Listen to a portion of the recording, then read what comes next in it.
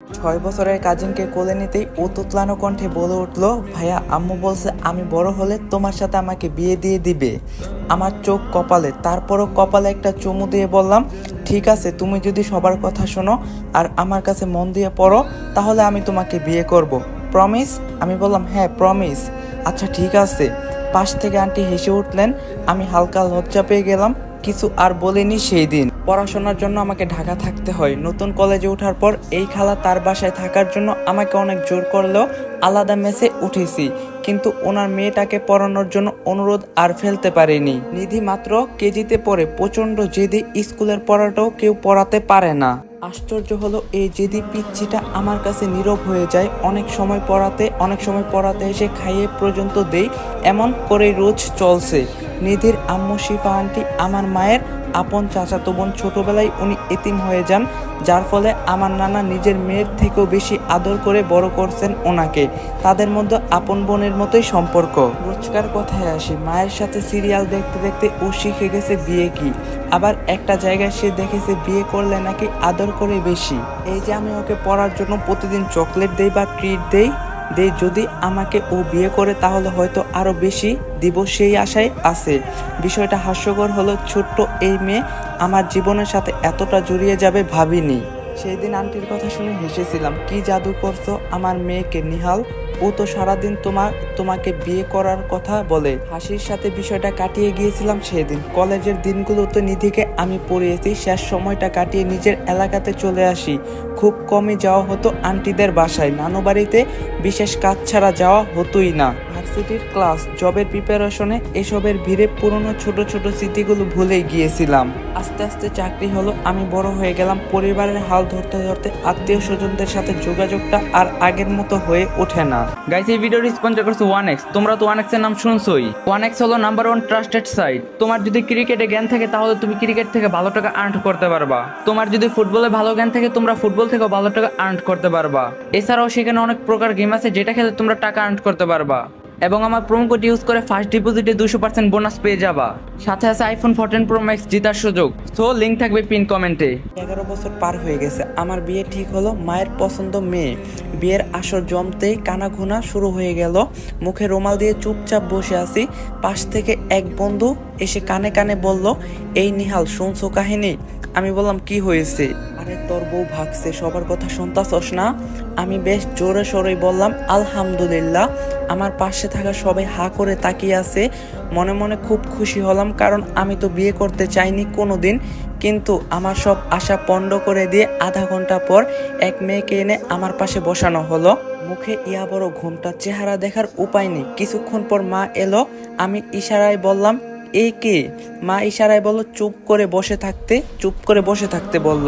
দিন পার হলো, 3 কবুল বলে অজানা মেয়েটার সাথে আমার বিয়ে হয়ে গেল।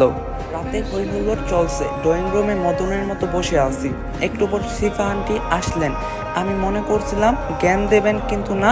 হুট করেই এসে আমার হাতটা ধরে কান্না করে বলল, বাবা, আমার মেয়েটাকে তোমার হাতে তুলে দিলাম। তুমি তো ওকে ছোটবেলা থেকেই বুঝো, নিজের মতো করে খেয়াল রেখো, বলেই ওনার পরিবারের লোকজন সহ নিয়ে চলে গেলেন। আমার মাথা ভন ভন করে ঘুরছে। শিফা আন্টির মেয়ে, তার মানে তো নিধি। হায় আল্লাহ, এ কি করলা আমার সাথে? যে মেয়েরে আমি বাচ্চা দেখলাম তাকেই আমার বউ বানিয়ে দিলা। যাকে বন্ধুদের কাছ থেকে বিদায় নিয়ে রণক্ষেত্রের উদ্দেশ্যে রওনা দিলাম। লজ্জায় আমার শরমে আমার মাথা কাটা যাচ্ছে। কি বলবো, কিভাবে এই চেহারা দেখবো, কিছুই বুঝতেছি না। রুমে ঢুকে দেখি লাল শাড়ি পরা চিকন এক মেয়ে খাটে বসে আছে। উঠে আসতে নিলেই আমি না করলাম। এরপরে একটা কয়েল ধরিয়ে ব্যালকনিতে রেখে আসলাম। আবার ফিরে এসে খাট থেকে বালিশ নিতে যাব, পেছন থেকে টান পড়লো। আমি ভয় পেয়ে বললাম, কে? মেয়েটি বলল, আমি ছাড়া কে হব? আমি বললাম, এ কেমন অসভ্যতা নিধি, ছাড়ো। আর হ্যাঁ, আমার তোমাকে মেনে নিতে সময় লাগবে। তোমাকে বোনের চোখে দেখছি, কিভাবে রাজি হয়ে গেলে? বললো, মানে অসভ্য তো আপনি? আমাকে প্রমিস করে আমার ফ্রেন্ডকে বিয়ে করা হচ্ছিল, তাই না? আমি তো ভাগিয়েছি ওকে। আমি বললাম, কি এসব তোমার কাজ? একবার ভাবলে না আমার মান সম্মান থাকবে কিনা? নিধি বলল, আপনি যদি আপনার ওয়াদা ভুলে গেছেন, আমিও আপনার মান সম্মানের ব্যাপার ভুলে গেছি।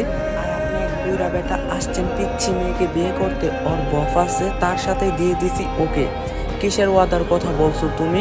আর আমি যদি বুইরা হই তুমি তাহলে আমাকে বিয়ে করলে কেন?